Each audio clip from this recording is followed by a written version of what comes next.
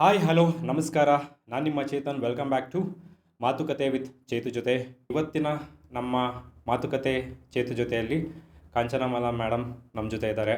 ಅವರ ಬಾಲ್ಯ, ಆ, ಅವರ ಬದುಕು ಹೇಗಿತ್ತು, ಅವರ ಅನುಭವದ ಪಾಠಗಳೇ ತುಂಬ ಜೀವನದಲ್ಲಿ ಮುಖ್ಯ. ವೆಲ್ಕಮ್ ಮಾಡೋಣ ಮ್ಯಾಮ್. ನಿಮಗೆ ಹೃದಯಪೂರ್ವಕ ಸ್ವಾಗತ ನಮ್ಮ ಪ್ರೋಗ್ರಾಮ್ಗೆ. ತಮಗೂ ಕೂಡ ಧನ್ಯವಾದಗಳು. ಮೇಡಮ್, ನಿಮ್ಮ ಬಾಲ್ಯ ಹೇಗಿತ್ತು? ಮತ್ತು ಈ ಸ್ಕೌಟ್ಸ್ಗೆ ಅಂತ ಬರೋದಕ್ಕೆ ಏನು ಮುಖ್ಯ ಕಾರಣ? ಯಾವ ಅಂಶ ನಿಮ್ಮನ್ನ ಸ್ಕೌಟ್ಸ್ ಕಡೆಗೆ ಸೆಳೆಯಿತು? ಪ್ರತಿಯೊಬ್ಬ ಮನುಷ್ಯರಿಗೂ ಬಾಲ್ಯ ಒಂದು ಮಹತ್ವದ ಅಂಶ. ಆ ಬಾಲ್ಯ ಹೇಗಿತ್ತು ಅಂದರೆ ವರ್ಣಿಸೋದಕ್ಕೆ ಆಗೋದಿಲ್ಲ, ಪದಗಳು ತುಂಬ ಕಡಿಮೆ ಆಗುತ್ತೆ. ಬಾಲ್ಯದಲ್ಲಿ ನಮ್ಮದೊಂದು ಅಲ್ಲಿ ಹಂಜಳಿಗೆ ಮಠ ಅಂತ, ಆಲೂರು ತಾಲೂಕಿನ ಹಂಜಳಿಗೆ ಮಠ, ಒಂದೇ ಮನೆ, ಸುತ್ತಲೂ ಕಾಡು, ಪ್ರಕೃತಿ ಸೌಂದರ್ಯ ತುಂಬ ಚೆನ್ನಾಗಿತ್ತು. ಸುತ್ತ ಬೆಟ್ಟ ಗುಡ್ಡ, ಮರ ಗಿಡ, ಕಾಡು ಪ್ರಾಣಿಗಳು, ಅವುಗಳ ಮಧ್ಯದಲ್ಲಿ ಒಂದೇ ಮನೆ. ರಸ್ತೆ ಇಲ್ಲ, ಯಾವುದೇ ವಾಹನಗಳಿಲ್ಲ, ಎತ್ತಿನ ಗಾಡಿಯೂ ಕೂಡ ಮನೆ ಹತ್ತಿರ ಬರ್ತಾ ಇರಲಿಲ್ಲ. ಒಂದು ಮನೆ ಮುಂದೆನೇ ಗದ್ದೆ ಹೊಲ, ಎಲ್ಲ ಸರ್ವ ಸ್ವತಂತ್ರ ಅಂತ ಏನು ಹೇಳ್ತಾರೆ. ಆ ಬಾಲ್ಯದಲ್ಲಿ ನಮ್ಮ ಅಪ್ಪಾಜಿಯವರು ಗುರುಬಸವಯ್ಯನವರು ಅಂತ ವಿದ್ಯಾವಂತರು, ಕಲಾ ರಸಿಕರು, ಕಲಾ ಪ್ರೋತ್ಸಾಹಕರು. ಅವರು ತಬಲ ನುಡಿಸ್ತಾ ಇದ್ದರು, ಹಾರ್ಮೋನಿಯಂ ಕೂಡ ನುಡಿಸ್ತಾ ಇದ್ದರು. ಹರಿಕಥೆ ದಾಸರನ್ನು ಮನೆಯಲ್ಲೇ ಇಟ್ಕೊಂಡಿದ್ದರು. ಅವರಿಗೆ ಅನ್ನದಾನ, ವಸ್ತ್ರದಾನ, ವಿದ್ಯಾದಾನ ಎಲ್ಲವನ್ನ ನೀಡಿದಂಥ ಪುಣ್ಯಾತ್ಮರು ಅವರು, ತಂದೆಯವರು. ಅಂಥ ಒಂದು ಅವಿಭಕ್ತ ಕುಟುಂಬದಲ್ಲಿ ಮೊದಲನೆಯ ಮಗಳಾಗಿ ನಾನು ಜನಿಸಿದೆ. ಅವರ ಪ್ರೀತಿ ವಿಶ್ವಾಸ ಮರೆಯಲಿಕ್ಕೆ ಸಾಧ್ಯ ಇಲ್ಲ. ನನಗಂತೂ ಸರ್ವ ಸ್ವತಂತ್ರ ಕೊಟ್ಟರು. ಬಾಲ್ಯದಲ್ಲಿ ಕಾಡು ಮೇಡುಗಳನ್ನೆಲ್ಲ ಸುತ್ತಾ ಇದ್ದೆ ನಾನು. ಅಮ್ಮ ನಿರಕ್ಷರ ಕುಕ್ಷಿ ಈರಮ್ಮ ಅಂತ, ಶ್ರಮಜೀವಿ ಅವರು. ತಂದೆ ಕಲಾಕಾರರು, ತಾಯಿ ಶ್ರಮಜೀವಿ. ಮನೆಯಲ್ಲಿಯೇ ಕುಟ್ಟೋದು, ಬೀಸೋದು, ಆಮೇಲೆ ಸಾವಯವ ಕೃಷಿ. ಒಂದು ಕಲಬೆರಕೆ ಇರಲಿಲ್ಲ, ಕುಲಬೆರಕೆ ಇರಲಿಲ್ಲ, ಮನಸ್ಸು ಕಲುಷಿತವಾಗಿರಲಿಲ್ಲ, ನೀರೂ ಕಲುಷಿತವಾಗಿರಲಿಲ್ಲ. ಎಲ್ಲವೂ ಕೂಡ ಬಹಳ ಒಳ್ಳೆಯ ಆಹಾರ ಸಿಗ್ತಾಯಿತ್ತು. ಸಾವಯವ ಪದಾರ್ಥ, ದೇಶೀಯ ತಳಿಗಳು, ನಾಟಿ ಹಸುವಿನ ಹಾಲು, ನಾಟಿ ಹಸುವಿನ ಬೆಣ್ಣೆ, ಮೊಸರು, ಅದನ್ನು ಯಥೇಚ್ಛವಾಗಿ ತಿಂದು ಬೆಳೆದವರು ನಾಡು. ಒಂದು 20 ರಾಸುಗಳಿದ್ವು ಮನೆಯಲ್ಲಿ. ಎತ್ತು, ದನ, ಕರು, ಹಸು, ಎಮ್ಮೆ ಎಲ್ಲವೂ ಕೂಡ ನಾಡ ತಳಿಗಳು. ದೇಶೀಯ ಆಹಾರ ಪದ್ಧತಿ, ಕುಟ್ಟಿದ ಅಕ್ಕಿ, ಕುಸುಬಲ ಅಕ್ಕಿ, ಭತ್ತವನ್ನು ಬೇಯಿಸಿ ಒಣಗಿಸಿ ಕುಟ್ಟಿ ಅನ್ನ ಮಾಡ್ತಾಯಿದ್ರು. ಮೆಣಸಾಳೆ ಅಂತ ಹೆಸರು ಮಾಡ್ತಾಯಿದ್ರು. ಮೊಸರಿನಲ್ಲಿ ಸಾರು. ಆ ಆಹಾರವನ್ನು ಈಗ ನೆನಪು ಮಾಡಿಕೊಂಡ್ರೂ ಕೂಡ ಬಾಯಲ್ಲಿ ನೀರು ಬರುತ್ತೆ, ಆಹಾರ ಸಿಗೋದಿಲ್ಲ. ಅಂಥ ಒಳ್ಳೆಯ ಆಹಾರ. ಕಾಡು ಮೇಡುಗಳನ್ನೆಲ್ಲ ಸುತ್ತಿ ನಾನಾ ರೀತಿಯ ಕಾಡು ಹಣ್ಣುಗಳು, ಸೀಬೆ ಇರಬಹುದು, ನೇರಳೆ ಇರಬಹುದು, ಪನ್ನೇರಳೆ ಇರಬಹುದು, ಕಾರೆ ಹಣ್ಣು ಇರಬಹುದು, ಬಕಳದ ಹಣ್ಣು, ಚೊಟ್ಟೆ ಹಣ್ಣು, ನಾನಾ ರೀತಿಯ ಹಣ್ಣುಗಳನ್ನೆಲ್ಲ ತಿಂದು ನೀರು ಕುಡಿದ್ರೆ ಆಹಾರ ಅದು. ಮನೆಗೆ ಬಂದಾದ ಮೇಲೆ ಮುದ್ದೆ, ಕುಸುಬಲಕ್ಕಿ, ಅನ್ನ, ಒಳ್ಳೆಯ ತರಕಾರಿ ಸಾರುಗಳು, ಆ ಥರದ ಆಹಾರವನ್ನು ತಿಂದು ಎಲ್ಲ ನಮ್ಮದೇ. ಹಂಜಳಿಗೆ ಮಠ ಅಂದರೆ ಮನೆ ಮುಂದೆನೇ ಗದ್ದೆ ಬೆಟ್ಟ, ಎಲ್ಲ ಕಡೆ ಓಡಾಡಿಕೊಂಡು ಸರ್ವ ಸ್ವತಂತ್ರ ಜೀವನವನ್ನು ಸಾಗಿಸಿದಂತಹ ಬಾಲ್ಯ ನಮ್ಮದು. ಬಾಲ್ಯ ಅದನ್ನು ವರ್ಣಿಸೋದಕ್ಕಾಗೋದಿಲ್ಲ, ಯಾವ ಮಕ್ಕಳಿಗೂ ಸಿಗೋದಿಲ್ಲ. ಮರಳಿನಲ್ಲಿ ಅಕ್ಷರವನ್ನು ತಿದ್ದುವುದು. ನಮ್ಮ ಅಪ್ಪಾಜಿ ಮರಳಿನ ರಾಶಿಯನ್ನು ಹಾಕಿಸ್ತಾ ಇದ್ರು. ಅದರಲ್ಲಿ ಫಸ್ಟ್ ಓಂಕಾರ, ಅಕ್ಷರವನ್ನು ಮರಳಿನಲ್ಲಿ ಬರೆಯುವುದು. ಆಮೇಲೆ ಮನೆಯಲ್ಲಿಯೇ ಉಪಾಧ್ಯಾಯರಿದ್ದರು, ಅವರ ಸೇವೆ ಚಂದ ಮಾಡ್ತಾ ಇದ್ರು. ಆಹಾರವನ್ನು, ಅವರ ಬಟ್ಟೆ ತೊಳೆಯೋದು, ಅವರಿಗೆ ಆಹಾರ, ಸ್ನಾನ ಮಾಡಿ ಎಲ್ಲವೂ ನಮ್ಮ ಅಪ್ಪಾಜಿ ಗುರು ಸೇವೆಯನ್ನು ಚಂದ ಮಾಡ್ತಾಯಿದ್ರು. ಆ ಗುರುವಿನ ಅನುಗ್ರಹ, ಅವರ ಆಶೀರ್ವಾದ ನಮಗೆ ಸಿಕ್ತು. ಬಾಲ್ಯದಲ್ಲಿ 5 ಗಂಟೆ ಕರೆಕ್ಟಾಗಿ ಏಳಿಸ್ತಾ ಇದ್ರು. ನಿದ್ದೆ ಅಂದರೆ ನಿದ್ದೆ. ನಮಗೆ ನೀರನ್ನು ಹಾಕಿ ಆ ಉಪಾಧ್ಯಾಯರು ಕರೆಕ್ಟಾಗಿ 5 ಗಂಟೆಗೆ ಕೂಲಿ ಮಠದಲ್ಲಿ ಓದಿದ್ದು. ಹಾಗೆ 5 ಗಂಟೆಗೆ ಎದ್ದು ಚಂದ ಓದ್ತಾ ಇದ್ದೆ ಬಾಲ್ಯದಲ್ಲಿ. ನಾನೇ ಅಲ್ಲಿ ಪ್ರಥಮ. ನನ್ನ ಆಗಿನ ಕಾಲದಲ್ಲಿ ಶಿಕ್ಷೆ ಏನಿತ್ತು ಅಂದರೆ, ನಮ್ಮಲ್ಲಿ ಅತ್ತೆ ಮಾವ ಚಿಕ್ಕಪ್ಪ ಚಿಕ್ಕಮ್ಮ ಅವರ ಮಕ್ಕಳು ಎಲ್ಲ ಸೇರಿ ಒಂದು 20-25 ಮಂದಿ ಇದ್ವು. ಕೂಡು ಕುಟುಂಬ, ಎಲ್ಲರೂ ಒಟ್ಟಾಗಿ ಜೀವನ ಮಾಡೋದು. ಅದೊಂದು ಒಳ್ಳೆ ಪ್ರಪಂಚ, ವಿಶ್ವವೇ ನಮ್ಮ ಮನೆಯಲ್ಲಿ ಇತ್ತು. ಬರುವವರು ಹೋಗುವವರು, ಬಾಂಧವರು, ನೆಂಟರು, ಇಷ್ಟರು, ಅನಾಥರು, ಎಲ್ಲರಿಗೂ ಆಶ್ರಯ ತಾಣ. ಫಾರೆಸ್ಟ್ ಕಾಯಲಿಕ್ಕೆ ಫಾರೆಸ್ಟ್ ಆಫೀಸರ್ ಬರ್ತಾಯಿದ್ರು, ಸಿದ್ಧರು ಅಂತ ಇದ್ದರು. ಆಮೇಲೆ ಕಲಾಕಾರರು ಎಲ್ಲರೂ ಬಂದರು, ನಮ್ಮ ಮನೆಯ ಜಗಲಿಯ ಮೇಲೆ ಆಶ್ರಯ ಪಡ್ಕೊಳ್ತಾ ಇದ್ದರು. ನೀರು, ಮಜ್ಜಿಗೆ, ಹಸಿವಾದವರಿಗೆ ಊಟ, ಗೊಂಬೆ ಮೇಳದವರು ಅವರೂ ಕೂಡ ಎಲ್ಲ ಬಂದು ನಮ್ಮ ಮನೆಯಲ್ಲಿ ಆಶ್ರಯವನ್ನು ಪಡೆದಂತಹ ಆಶ್ರಯ ತಾಣ ನಮ್ಮ ಮನೆ. ಅದನ್ನು ಈಗ ಆ ರೀತಿಯ ಇಲ್ಲ. ಆ ಹಿಂದಿನ ಕಾಲದಲ್ಲಿ ನಮ್ಮದು ಒಂದೇ ಮನೆ ಇತ್ತು. ಎಲ್ಲರೂ ಗುರುಬಸವಣ್ಣವ್ರ ಮನೆ, ಅಲ್ಲಿ ಹೋಗೋಣ, ನೀರು ಕುಡಿಯೋಣ, ವಿಶ್ರಾಂತಿ ಪಡೆಯೋಣ, ಹಸಿವನ್ನು ನೀಗಿಸ್ಕೊಳ್ಳೋಣ ಅನ್ನೋ ಮನೋಭಾವದಿಂದ ಎಲ್ಲರೂ ಬರ್ತಾಯಿದ್ರು, ಆಶ್ರಯ ಪಡೀತಾ ಇದ್ರು, ಅನ್ನ ಸ್ವೀಕರಿಸ್ತಾ ಇದ್ರು. ದಾಸೋಹ, ಜ್ಞಾನ ದಾಸೋಹ, ವಿದ್ಯಾದಾಸೋಹ, ಅನ್ನದಾಸೋಹ ಎಲ್ಲವೂ ಕೂಡ ನಡೀತಾ ಇತ್ತು. ಎಲ್ಲವೂ ದೇಶೀಯ ತಳಿಗಳು, ದೇಶೀಯ ಆಹಾರ ಪದ್ಧತಿ, ದೇಶೀಯ ಉಡುಗೆ ತೊಡುಗೆ, ಎಲ್ಲವೂ ದೇಶೀಯತೆ. ಈಗ ಎಲ್ಲ ಕಣ್ಮರೆಯಾಗಿದೆ ಅಲ್ವಾ. ಪಾಶ್ಚಾತ್ಯ ಸಂಸ್ಕೃತಿ ನಮ್ಮ ದೇಶಕ್ಕೆ ಬಂತಲ್ವ, ಅದು ತುಂಬ ನೋವನ್ನು ಕೊಡುತ್ತೆ. ನಮ್ಮ ದೇಶೀಯ ಸಂಸ್ಕೃತಿಯನ್ನು, ಆ ಸಂಸ್ಕಾರ ನಮಗೆ ಬಾಲ್ಯದಲ್ಲಿಯೇ ಸಿಕ್ಕಿತ್ತು. 3 ವರ್ಷದ ಗುಣ 100 ವರ್ಷದ ತನಕ ಅದು ಈಗಲೂ ಇದೆ. ಆ ಸಂಸ್ಕಾರ, ಆ ಸಂಸ್ಕೃತಿ, ಆ ಸಜ್ಜನಿಕೆ, ಆ ಶ್ರಮಜೀವನ, ಆ ಸೇವಾಭಾವನೆ ಎಲ್ಲ ತಂದೆ ತಾಯಿಗಳಿಂದ ನಮಗೆ ದೊರಕಿತು. ನಾವು 5 ಜನ ಮಕ್ಕಳಿದ್ದೇವೆ. ಮೊದಲನೇ ಮಗಳು ನಾನು, ಹಿಂದೆ 3 ತಮ್ಮಂದಿರು, ಒಬ್ಬಳು ತಂಗಿ. ಎಲ್ಲರನ್ನು ಅವರಿಗೆ ಏನಿತ್ತು ಆಕಾಂಕ್ಷೆ, ಮಕ್ಕಳು ವಿದ್ಯಾವಂತರಾಗಬೇಕು, ತಮ್ಮ ಕಾಲ ಮೇಲೆ ತಾವು ನಿಲ್ಲಬೇಕು, ಸ್ವತಂತ್ರವಾಗಿ ಜೀವನ ನಿರ್ವಹಣೆ ಮಾಡಬೇಕು. ಬದುಕು ಅಂದರೆ ಏನು, ಶಿಕ್ಷಣ ಅಂತಂದ್ರೆ ಏನು, ಬದುಕನ್ನು, ಜೀವನವನ್ನು ಸಾಗಿಸ್ತಕ್ಕಂಥ ವಿಧಾನ, ಅದನ್ನು ತಿಳಿಸ್ಕೊಡೋದೇ ಶಿಕ್ಷಣ. ಅರಿವು, ಆನಂದ, ಆಮೇಲೇನು, ಅವಿರತ ಪ್ರಯತ್ನದಿಂದ ಇದೆಲ್ಲವೂ ಸಾಧ್ಯ ಅನ್ನೋದನ್ನು ಬಾಲ್ಯದಲ್ಲಿಯೇ ನಮ್ಮ ತಂದೆ ತಾಯಿಗಳು, ಗುರು ಹಿರಿಯರು, ಬಂಧು ಬಾಂಧವರು ಎಲ್ಲರೂ ಕೂಡ ಎಲ್ಲರಿಂದ ನಾನು ಕಲಿತದ್ದು. ಆ ರೀತಿಯ ಬಾಲ್ಯ ಯಾರಿಗೂ ಸಿಗೋದಿಲ್ಲ. ಆನಂದದಾಯಕವಾಗಿತ್ತು, ಆಹ್ಲಾದಕರವಾಗಿತ್ತು, ಆರೋಗ್ಯದಾಯಕವಾಗಿತ್ತು ನನ್ನ ಬಾಲ್ಯ. ಸ್ವಚ್ಛಂದವಾಗಿತ್ತು. Very good. ಆ ಪದ ಎಷ್ಟು ಚೆನ್ನಾಗಿದೆ.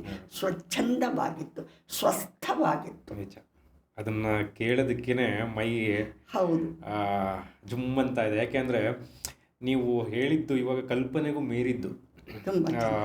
ಇವತ್ತಿನ ಕಾಲದ ಅಂದರೆ ನಮ್ಮ ಕಾಲದಾಗಲಿ, ಇಲ್ಲ ನಮ್ಮ ಮಕ್ಕಳು ಮೊಮ್ಮಕ್ಕಳ ಕಾಲಕ್ಕೆ ಮುಂದಕ್ಕೆ ಇದೊಂದು ವ್ಯವಸ್ಥೆ ಇತ್ತು, ಈ ಥರ ಒಂದು ಜೀವನ ನಡೆಸ್ತಾ ಇದ್ದು ಅನ್ನೋದೇ ಅದನ್ನು ಕಲ್ಪಿಸ್ಕೊಳ್ಳೋದಕ್ಕೆ ಕಷ್ಟ. ಯಾಕೆಂದರೆ ನಮ್ಮ ಕಾಲಕ್ಕೆ ಅದು ಹೊರಟೋಗಿದೆ. ಇವಾಗೆಲ್ಲ ನಗರ ಜೀವಿಗಳಾಗಿ ಅದೊಂದು ಪ್ರಪಂಚ ಇತ್ತು, ಅದೊಂದು ಹಳ್ಳಿ ಸೊಗಡು, ಅದೊಂದು ಹಳ್ಳಿ ವಾತಾವರಣ, ಅದೊಂದು ಪ್ರಕೃತಿ ಮಡಿಲಲ್ಲಿ ಒಳಗಡೆ ಇರೋದು. ಇವಾಗ ಏನಂದ್ರೆ ಪ್ರಕೃತಿ ಮಡಿಲಲ್ಲಿದ್ದರೆ ನಮಗೇನು ಸಿಗಲ್ಲ, ಮೇಯ್ನಾಗಿ ಇಂಟರ್ನೆಟ್ ಸಿಗಲ್ಲ ಅನ್ನೋದೊಂದು ಇವಾಗ ಒಂದು ದೊಡ್ಡ ಸಮಸ್ಯೆ.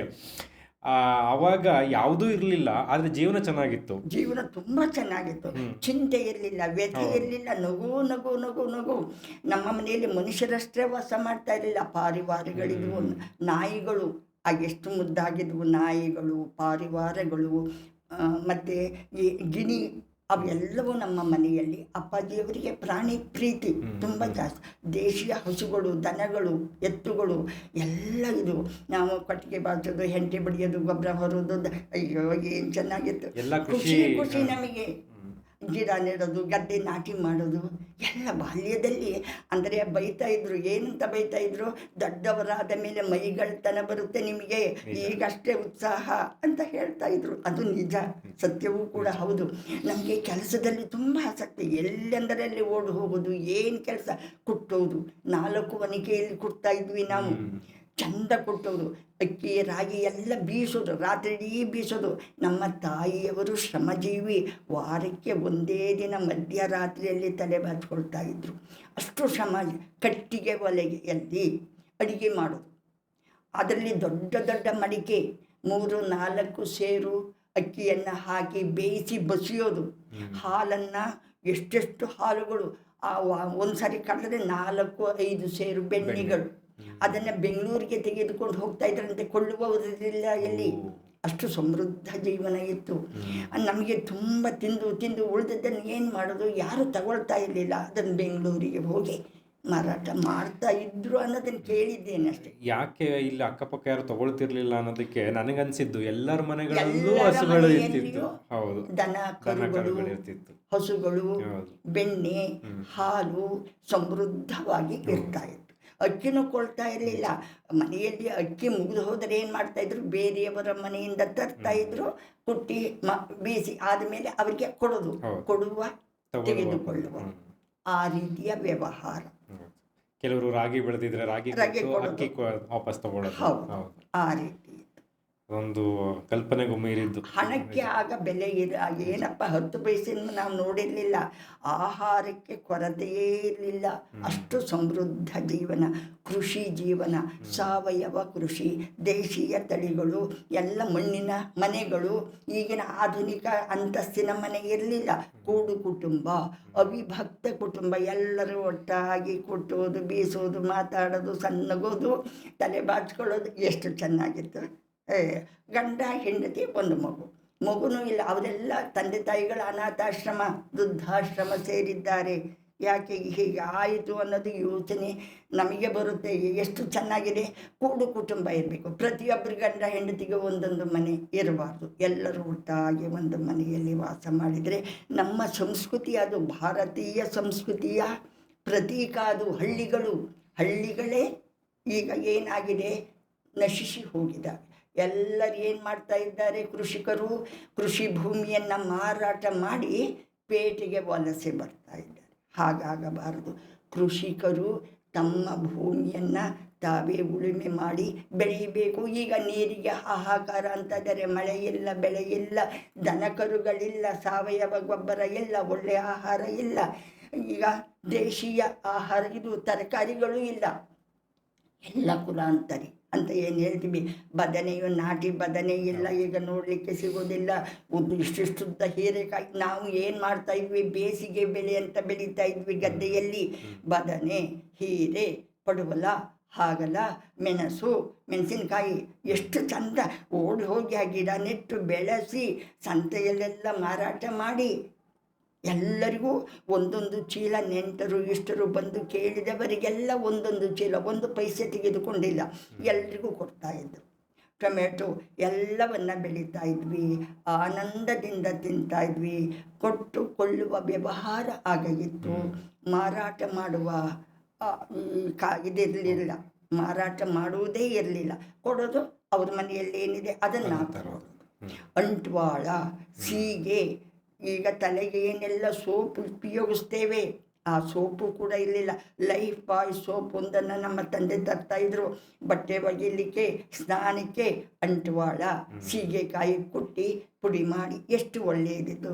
ಒಳ್ಳೆಯ ನೀರಿತ್ತು, ಒಳ್ಳೆಯ ಅಂಟ್ವಾಳಕಾಯಿತ್ತು.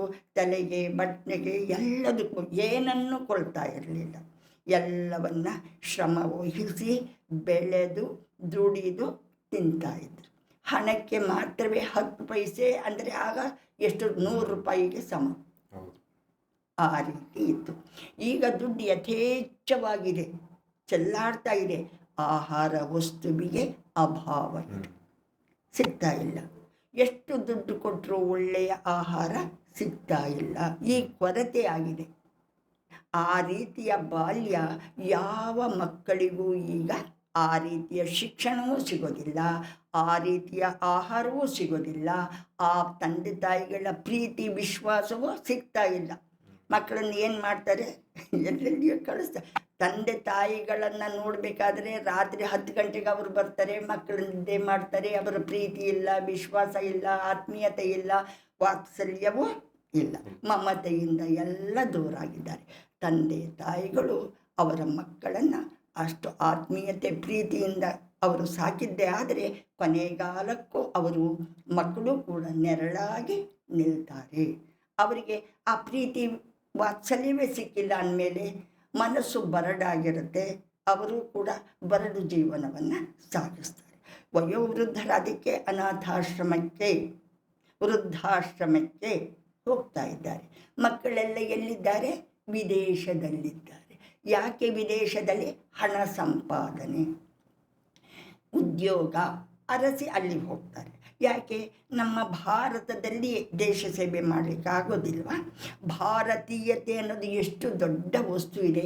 ನಮ್ಮ ಭಾರತ ದೇಶ ನಮ್ಮ ತಾಯಿ. ಏನು? ಭರತ ಭೂಮಿ ನನ್ನ ತಾಯಿ, ನನ್ನ ಪೊರೆವ ತೊಟ್ಟಿಲು, ಜೀವನವನೇ ದೇವಿಗೆರವೆ ಬಿಡುತ್ತೆ ಗುಡಿಯ ಕಟ್ಟಲು ಅಂದರು. ಯಾರು? ಕುವೆಂಪು. ಆ ಮಾತೃ ಪ್ರೇಮ, ಮಾತೃ ಅಂದರೆ ಯಾರು? ಭಾರತ ಮಾತೆ ನಮ್ಮೆಲ್ಲರ ತಾಯಿಯಾಗಿ ಕಂಗೊಳಿಸಬೇಕು. ಭಾರತೀಯತೆಯನ್ನು ನಾವು ಉಳಿಸ್ಕೊಳ್ಬೇಕು. ನಮ್ಮ ಭಾರತ ದೇಶ ಇಡೀ ಜಗತ್ತಿನ ಎಲ್ಲ ದೇಶಕ್ಕಿಂತಲೂ ಕಿರೀಟ ಸದೃಶ. ಆ ದೇಶದ ಉನ್ನತಿಗೆ, ಏಳಿಗೆಗೆ ನಾವೆಲ್ಲರೂ ಕೂಡ ಶ್ರಮ ವಹಿಸಬೇಕು. ಸ್ವಚ್ಛ ಭಾರತ, ಸ್ವಸ್ಥ ಭಾರತ, ಸಮೃದ್ಧ ಭಾರತ, ಸಮರ್ಥ ಭಾರತದ ನಿರ್ಮಾಣಕ್ಕೆ ನಾವೆಲ್ಲರೂ ಕೂಡ ಸಹಕರಿಸಬೇಕು ಮತ್ತು ಸಹಬಾಳ್ವೆಯನ್ನು ನಡೆಸಬೇಕು ಅನ್ನೋದೇ ನನ್ನ ಜೀವಿತದ ಉದ್ದೇಶ. ಸ್ಕೌಟ್ ಗೈಡ್ಸ್ಗೆ ಯಾಕೆ ಬಂದ್ರಿ ಅಂದರೆ, ಮೊದಲು ಒಂದು ಮೂಲ ತರಬೇತಿ ಆಯಿತು 1981ರಲ್ಲಿ. ಅದಕ್ಕೆ ಸೇರಿದೆ.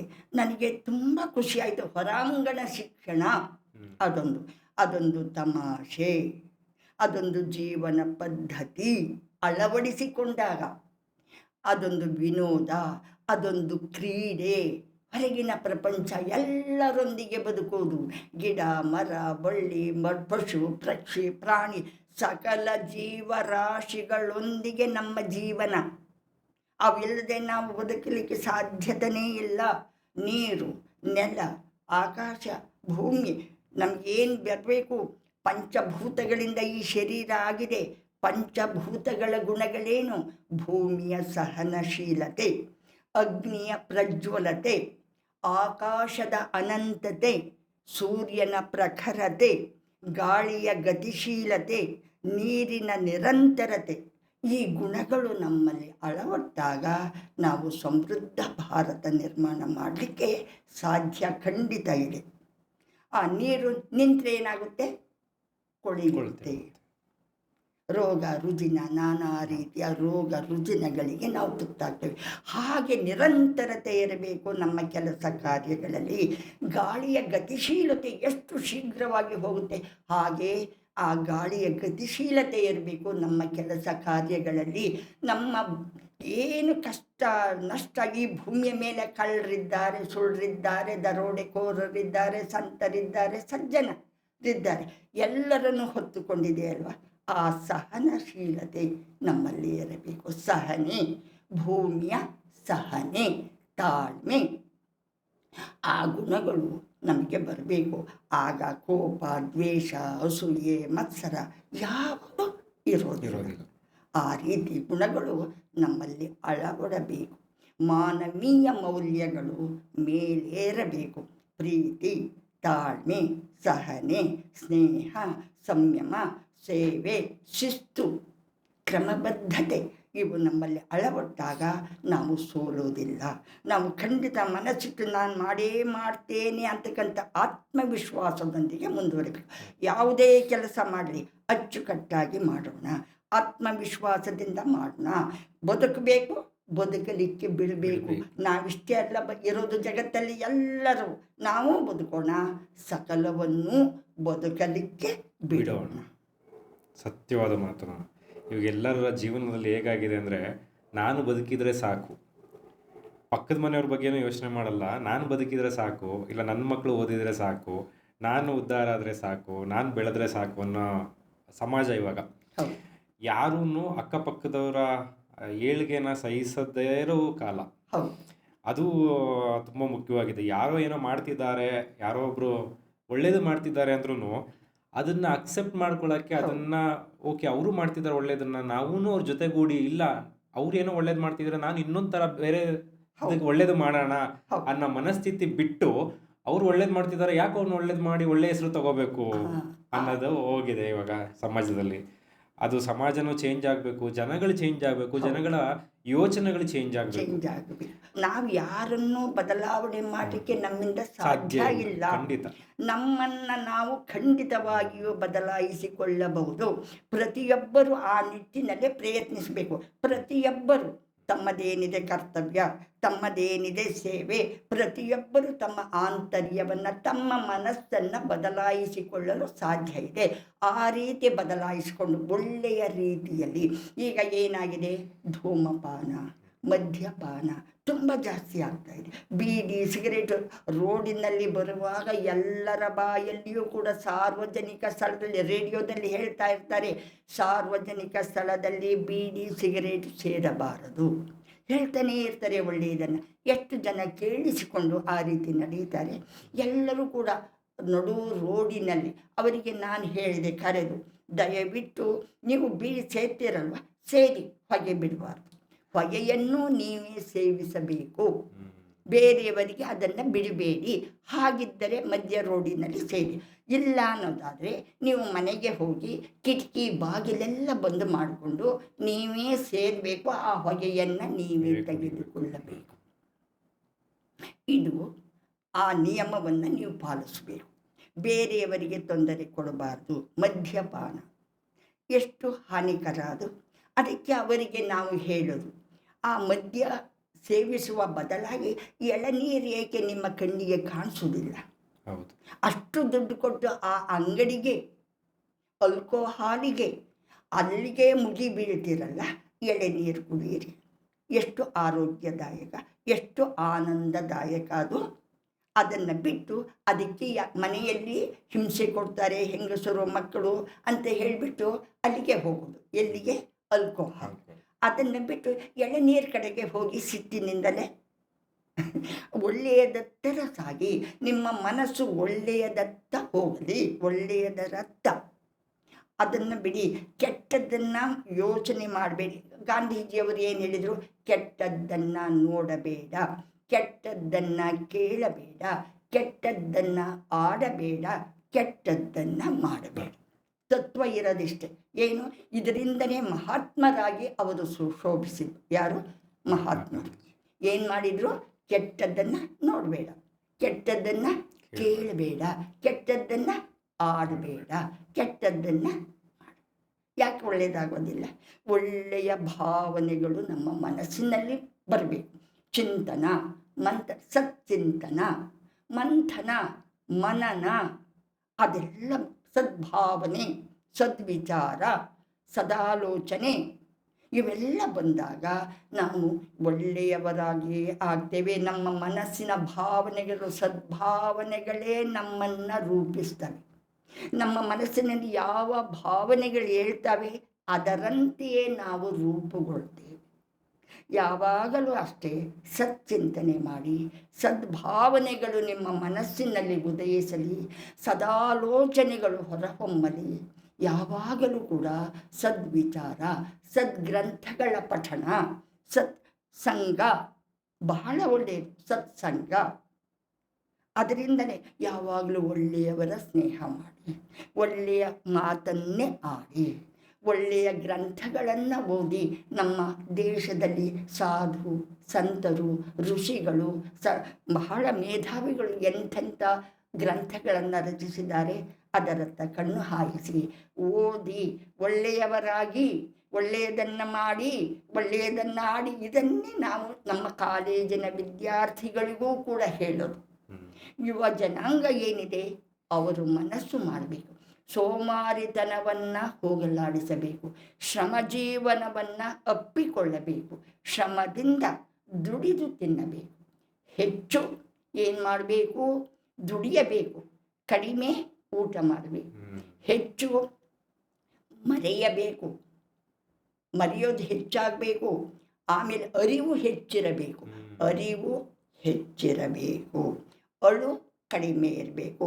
ಮತ್ತೇನಿರಬೇಕು, ನಗು ಹೆಚ್ಚಿರಬೇಕು, ದುಃಖ ಕಡಿಮೆ ಇರಬೇಕು, ಹೆಚ್ಚು ಪ್ರೀತಿಸಬೇಕು, ಹೆಚ್ಚು ಮೌನ ವಹಿಸಬೇಕು, ಮಾತು ಕಡಿಮೆ ಇರಬೇಕು, ಮೌನ ಹೆಚ್ಚಿರಬೇಕು, ಹೆಚ್ಚು ನೀರು ಕುಡಿಯಬೇಕು, ಕಡಿಮೆ ನೀರ ಕುಡಿಯಬೇಕು. ಹೆಚ್ಚು ನೀರು ಕುಡಿಯಿರಿ, ನೀರ ಅಂದರೆ ಕುಡಿತಾರಲ್ಲ ಅದು ಕುಡಿಯಬಾರದು, ಅಥವಾ ಕಡಿಮೆಗೊಳಿಸ್ಕೊಳ್ಳಿ, ಮಿತಗೊಳಿಸ್ಕೊಳ್ಬೇಕು. ಇದು ನನ್ನ ಸಲಹೆ ಎಲ್ಲ ಸಮಾಜ ಬಂಧುಗಳಿಗೆ. ದುಡಿಯಿರಿ, ಸೋಮಾರಿತನವನ್ನು ಸಹಿಸಿ ಶ್ರಮಜೀವನಕ್ಕೆ ಪಾದಾರ್ಪಣೆ ಮಾಡಿ, ಶ್ರಮಜೀವನವನ್ನು ಅವಲಂಬಿಸಿ ಸೋಮಾರಿತನವನ್ನು ಹೋಗಲಾಡಿಸಿ, ಹೆಚ್ಚು ನಗುನಗುತ್ತಾ ಕೆಲಸ ಮಾಡಿ ಆತ್ಮವಿಶ್ವಾಸದಿಂದ ಮುಂದುವರಿಯಿರಿ. ಅವಿರತ ಪ್ರಯತ್ನ ನಮ್ಮನ್ನು ಮೇಲಕ್ಕೇರುತ್ತೆ. ಸೋಮಾರಿತನವನ್ನು ತ್ಯಜಿಸಿ ಶ್ರಮಜೀವನವನ್ನು ಅಪ್ಪಿಕೊಳ್ಳಿ. ಯಾಕೆ ಬಡತನ ನಮ್ಮ ದೇಶಕ್ಕೆ ಬರುತ್ತೆ? ಸಮೃದ್ಧವಾಗಿ ಸಮರ್ಥವಾಗಿ ಬೆಳೆಯುತ್ತೆ ನಮ್ಮ ದೇಶ. ಅದಕ್ಕೆ ನಾವು ಕಾರಣಕರ್ತರು. ಏನಾದರೂ ಬಡತನ ಇದ್ದರೆ ಕಾರಣರು ಯಾರು? ನಾವೆಲ್ಲ ಎಚ್ಚೆತ್ತುಕೊಳ್ಳಬೇಕು, ಎಚ್ಚೆತ್ತ ಪ್ರಜೆಯಾಗಬೇಕು. ಸತ್ತ ಪ್ರಜೆಯಾಗಿರಬಾರ್ದು, ಬದುಕಿದ್ದಾಗಲೇ ಸತ್ತಿರಬಾರ್ದು. ಎಚ್ಚೆತ್ತರದಿಂದ ಪ್ರತಿಯೊಂದು ಹೆಜ್ಜೆಯನ್ನು ಕೂಡ ಎಚ್ಚರದಿಂದ ಇಡಬೇಕು. ದೂರಾಲೋಚನೆ ಆಗಬೇಕು, ದುರಾಲೋಚನೆಯನ್ನು ತ್ಯಜಿಸಬೇಕು. ದೂರದೃಷ್ಟಿ ಇರಬೇಕು ನಮ್ಮಲ್ಲಿ. ಮುಂದೆ ಏನಾಗುತ್ತೆ, ಇದರಿಂದ ಒಳಿತಾಗುತ್ತೋ ಕೆಡಕಾಗುತ್ತೋ ಎಲ್ಲ ಒಳಿತಿನ ಕಡೆಗೇ ಹೆಜ್ಜೆ ಇಡಬೇಕು. ಒಳಿತನ್ನೇ ಮಾಡಬೇಕು, ಒಳಿತನ್ನೇ ಆಲೋಚಿಸಬೇಕು. ಹಾಗಾದಾಗ ನಮ್ಮ ದೇಶ ಸಂಪತ್ಭರಿತ ಖಂಡಿತ ಆಗುತ್ತೆ. ಆ ಪರೀಕ್ಷಾ ದೃಷ್ಟಿಯಿಂದನೂ ಹೇಳೋದು, ಕಾಪಿ ಮಾಡಬೇಡಿ, ಸ್ವಂತಿಕೆಯಿಂದ ಬರೀರಿ, ಏನು ತೋಚುತ್ತೆ ಶ್ರಮ ವಹಿಸಿ ಓದಿ. ಮಕ್ಕಳಿಗೂ ಹೇಳೋದು ಹಾಗೆ, ನೀವೇ ಓದಿ, ಇಡೀ ಪಠ್ಯವನ್ನು ಓದಿ, ಟೆಕ್ಸ್ಟ್ ಬುಕ್ ನೋಟ್ಸ್ ಅಡ್ಡದಾರಿ ಹಿಡಿಯಬೇಡಿ, ಚಂದ ಓದಿ, ಆತ್ಮವಿಶ್ವಾಸದಿಂದ ಪರೀಕ್ಷೆಯನ್ನು ಎದುರಿಸಿ. ಹೌದಲ್ಲ? ಅಳುಕು ಯಾಕೆ? ಪಠ್ಯ ಪುಸ್ತಕ ಓದಿ ಪ್ರಶ್ನೆಗೆ ತಕ್ಕ ಉತ್ತರ ಬರೆದ್ರಾಯ್ತಲ್ವ. ಯಾಕೆ ಹೆದರಿಕೆ? ಆ ಭಯ ಹೋಗಬೇಕು. ಭಯದಿಂದ ಏನನ್ನೂ ಸಾಧಿಸಲಿಕ್ಕೆ ಸಾಧ್ಯ ಇಲ್ಲ. ಧೈರ್ಯಂ ಸರ್ವತ್ರ ಸಾಧನ. ಆ ಧೈರ್ಯವಂತರಾಗಿ, ಮಿತವೇಗಿಗಳಾಗಿ, ಕಾಯ ವಾಚ ಮನಸ್ಸ ಪರಿಶುದ್ಧರಾಗಿ, ಪ್ರಕೃತಿ ಪ್ರೇಮಿಗಳಾಗಿ, ಸ್ವಯಂ ಶಿಸ್ತುಳ್ಳವರಾಗಿ, ಆಗಲ್ವ, ನಂಬಿಕಸ್ಥರಾಗಿ, ನಿಷ್ಠಾವಂತರಾಗಿ. ನಾಯಿ ನೋಡಿ ಒಂದು ತುತ್ತನ್ನು ಹಾಕಿದರೆ ಎಷ್ಟು 24 ಗಂಟೆ ಮನೆ ಬಾಗಿಲನ್ನು ಕಾಯ್ತಾ ಇರುತ್ತಲ್ಲ. ಆ ನಿಷ್ಠೆ, ದೈವನಿಷ್ಠೆ, ದೇಶನಿಷ್ಠೆ, ಕರ್ತವ್ಯನಿಷ್ಠೆ ಇದು ಬರಬೇಕು ನಮ್ಮಲ್ಲಿ. ಮತ್ತು ಸಕಲ ಜೀವಿಗಳಲ್ಲಿ ಶ್ರೇಷ್ಠ ಯಾರು? ಮನುಷ್ಯ. ಅತ್ಯಂತ ಕನಿಷ್ಠ ರೀತಿಯಲ್ಲಿ ಬಾಳ್ತಾ ಇರೋರು ಯಾರು? ಮನುಷ್ಯರೇ. ಹಾಗಾಗಬಾರ್ದು. ಶ್ರೇಷ್ಠ ಭಾವನೆ ಉದಯಿಸಲಿ, ಶ್ರೇಷ್ಠ ಕಾರ್ಯವನ್ನೇ ಮಾಡೋಣ. ನಮ್ಮ ದೇಶ ಇಡೀ ಜಗತ್ತಿಗೆ ಮಹಾನ್ ರಾಷ್ಟ್ರವನ್ನಾಗಿ ಮಾಡಲಿಕ್ಕೆ ನಾವೆಲ್ಲರೂ ಕೂಡ ಶ್ರಮಿಸಬೇಕು, ಸಹಕರಿಸಬೇಕು. ಸದ್ಭಾವನೆ ನಮ್ಮ ಮನಸ್ಸಿನಲ್ಲಿ ಆ ರೀತಿಯಲ್ಲಿ ಉದಯಿಸಬೇಕು. ಆ ಭಾವನೆಗಳೇ ನಮ್ಮನ್ನು ರೂಪಿಸ್ತವೆ, ಮಹಾತ್ಮರನ್ನಾಗಿಸುತ್ತವೆ. ಹಾಗೆ ಹೇಳೋದು, ಎಲ್ಲರೂ ಒಳ್ಳೆಯದನ್ನೇ ಆಲೋಚಿಸಿ, ಒಳ್ಳೆಯದನ್ನೇ ಮಾಡಿ, ಸತ್ಪಥದಲ್ಲಿಯೇ ಸಾಗಿ